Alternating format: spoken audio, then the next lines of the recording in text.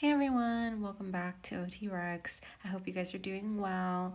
I wanted to make an overview on SOAP notes, how I approach writing notes, and tips and tricks that I would have loved to know as a new OT.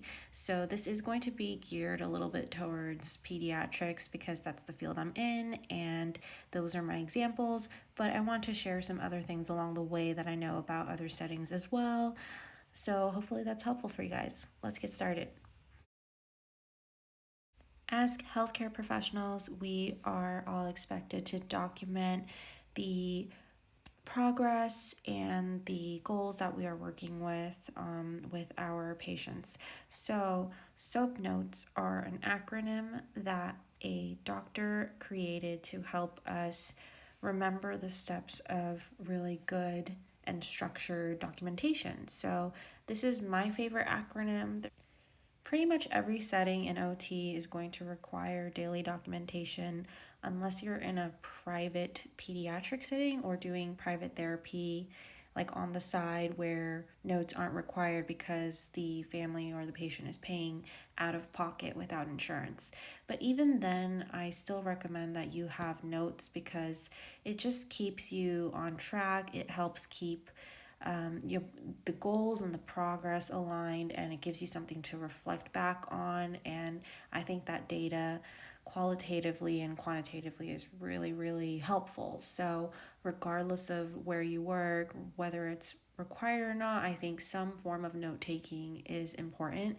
So I know some OTs who work in private pediatric outpatient clinics and no notes are required.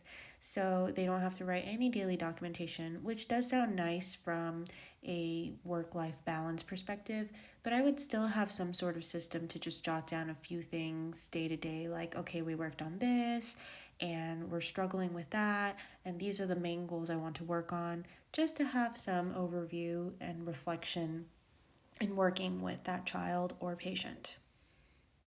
Depending on the setting that you're in, your templates and your note taking systems will look really different. So, you can probably incorporate aspects of a SOAP note into your daily notes depending on your system. SOAP stands for Subjective, Objective, Assessment, and Plan. So let's start off with subjective. Subjective is really, really simple. It's what the patient says about the problem or intervention, or it could be just information they shared with you at the beginning of the session about how they're doing at home, how they're feeling. And this can also include any kind of subjective information like their pain level. So when I was in an outpatient hand setting, oftentimes I would always put in my subjective the number of their pain level number that they would report to me. I would always ask them, on a scale of 1 to 10, how bad is the pain in your shoulder? If they would indicate that they had shoulder pain. And so if they would say about a 4, then I would write, 4 out of a 10 pain reported. And for a pediatric setting, a lot of times it's what parents will share with you. So it could be, that their teacher told me that they're having a really hard time focusing in class today, or there are a lot of behavioral difficulties at home this week, or maybe it was just something as simple as they woke up really early today and I don't think they slept very well. And all that information is really important because it sort of directs you on what to expect for your session. Oftentimes, if I hear that a child skipped their nap or didn't sleep well, you already know like their regulation might be impacted, their ability to sustain their attention. So many things may have to be adapted because they're not at their best. So going into that, I already know, okay, well, let's start off with something a little more calming. Let's do some sensory activities. Let's try to grade down or have options to grade down some of our more difficult activities that I might have had in plan, like a fine motor or visual motor activity. But also keep in mind that a subjective can also be left blank if there's really nothing pertinent to comment on. So don't sit there and force yourself to think of something that you need to quote from your patient. You don't necessarily have to comment on a subjective if there isn't anything valuable to share. All right, the O is for objective, and this is the therapist's objective observations and treatment interventions. So this is sharing really what you saw quantitatively and qualitatively, but there is no analysis involved yet. So this can include something like range of motion and outcome measures. So this is something across the board. If you had multiple OTs in a room observing a patient, you guys would have the same objective list. You might not have the exact same list. Like some of you might have more than others, or you might have certain things to comment on more, if that makes sense. But your list should be the same because what you observe should be the same. So it'd be like, okay, the child went to jump on the trampoline, or the patient's range of motion was limited and was at blank degrees for shoulder flexion. So instead of breaking down objective with examples, I'm going to move on to assessment and explain to you why I'm doing this afterwards. So assessment is the therapist's analysis of various components of the assessment. So this would include anything that you are analyzing, you're observing and seeing. These are the comments that I have, and this is, I think, really what makes OT OT. So I combined objective and assessment because oftentimes when people write paragraph SOAP notes that are free flowing format, the O and the A tend to get combined because what we observe in O for objective is commented on with A with our assessment. So it's not just, oh, this child was jumping extremely high on the trampoline with an unorganized behavior. We would comment on why that behavior happened. So then you would comment on sensory regulation, like the child was able to jump for, let's say 5 minutes straight, and were demonstrating a very, very strong sensory seeking behavior. They were looking for a lot of proprioceptive and vestibular input. That's the analysis and the assessment piece that we're adding to what we observed in O. So oftentimes these two go to hand in hand and they go together, and it's a lot easier to write them together than to write everything we observed and then everything we analyzed separately. This really comes down to how your settings, note taking, template, requirements are. So you might have to organize your notes a little differently depending on the template that you're working with.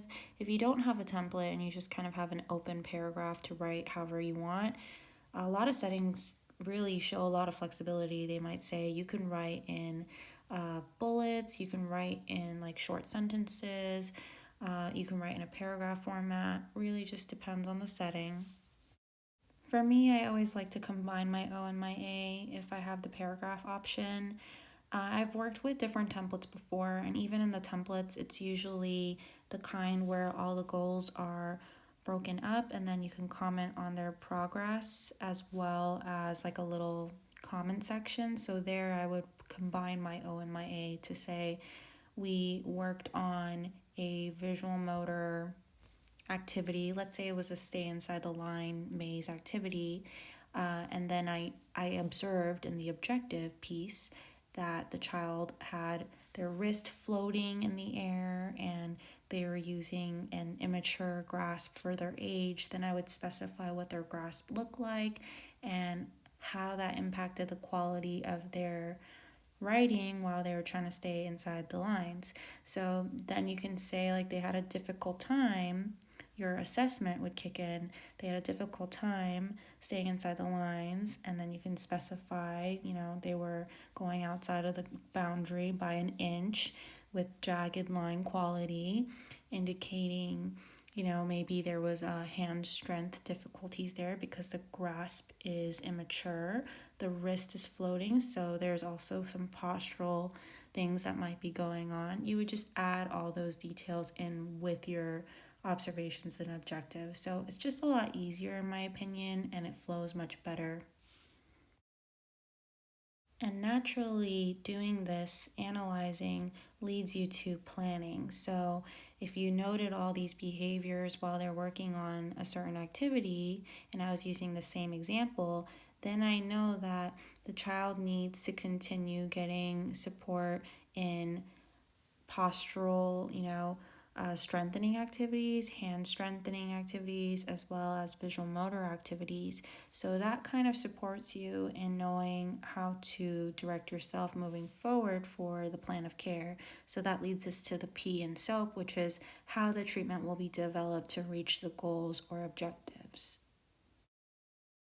So naturally, we move on to this plan, and this is my favorite part because this is really where you get to figure out the activities and use your therapeutic use of self and your, personal ideas and strengths to really build this plan of care that the client will connect with.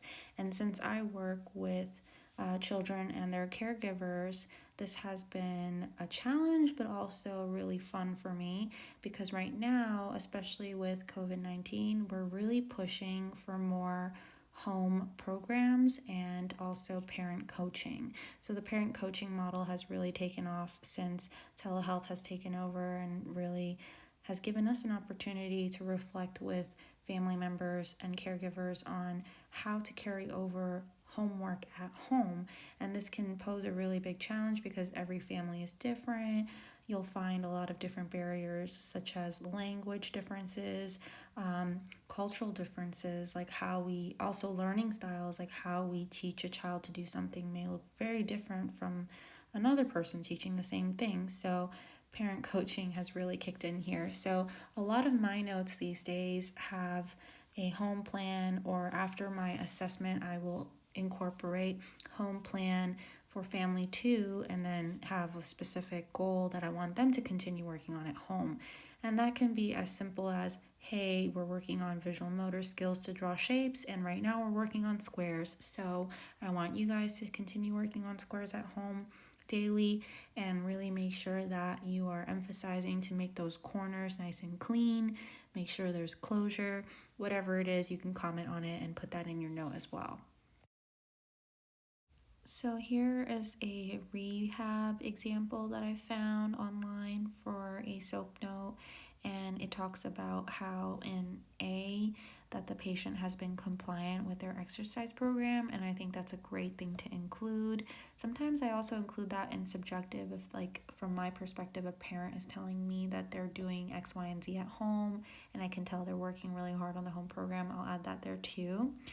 And in addition to that, you see in P that they're emphasizing what to work on for the exercise plan at home and how many repetitions to even do. So that is a really clean and concise goal and plan of care. You can really comment on anything that you guys are working on, and I think a lot of that home plan homework builds into your plan of care really nicely, and that's what a lot of settings are pushing for, especially in pediatrics, because of Medicaid and insurance really wanting that emphasis on parents taking responsibility on the development of their children at home. So I think that's really great, and it's going to push for stronger progress and expedite the process. So it's good stuff. Your plan is really going to vary depending on the template that you're working with. I feel that a plan is really easy to organize in a paragraph format because you have the liberty to write it however you want. And I typically do like a wrap up sentence or two for the plan where I include the home plan, like I talked about earlier, and say parent or caregiver was provided education for a home plan to address blank, blank, blank. And if I gave specific strategies, I write that. And then I can do a wrap up sentence saying continue plan of care to address so and so goals, or whatever you guys focused on that day, or plan to focus on the week after. So that's a nice way to wrap it up. But if your template has like check boxes or maybe you have smaller comment sections, then the way that this is going to flow is going to be very different, and you're just going to have to adapt that style and make sure you include those tidbits where it's appropriate. I also want to give a little shout out to SMART goals. This isn't about how you write your notes, but about how you write your goals. And how you write your goals is really going to help dictate how your notes are going to flow too. Because if your goals aren't specific enough or aren't measurable, then it's going to be very hard for you to track progress and make the proper comments necessary for the plan of care as it continues to progress. So, this is a really nice acronym to help you remember to be specific with your goals so that you have a tangible outcome, measurable, and this is kind of more about that objective, quantifiable piece, attainable, and this really has a lot to do with what you're observing in your client or patient and what they're able to do. So the just right challenge, the goal should be challenging but still reasonable to achieve. Relevant, so this is like, is this goal actually worth achieving? Is it going to help with their day-to-day life? Is it a priority? Is it valuable? That's very important. And then time.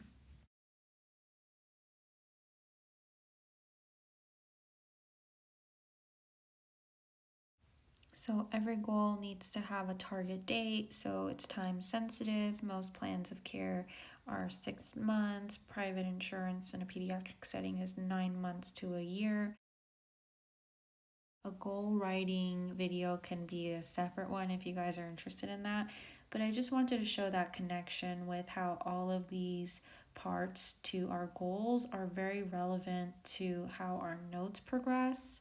And a lot of it is applicable to our notes as well. That you should be commenting on those measurable pieces. I always like to use percentages or trials, whatever data we're collecting, we need to paint a clear picture to indicate the progress, and it also helps us check back on our notes to see if progress was made. So that is why we always want to have a certain amount of trials or a percentage to indicate when a goal is going to be met. So otherwise, us having just some sort of very broad goal, we don't know when it ends or what we're measuring for or really anything. So this is why we need to be specific and measurable.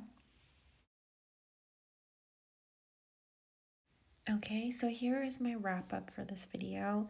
I had a few ideas that I wanted to share. A fun way to start working on really building a stronger eye on the SOAP note elements is to practice activity analysis. And you can do this by observing others doing a task or even your own tasks. So I'm constantly thinking about, wow, I could have done this way, and I problem solve and I think of how I could have done it more effectively or efficiently, or what prevented me from doing it that way.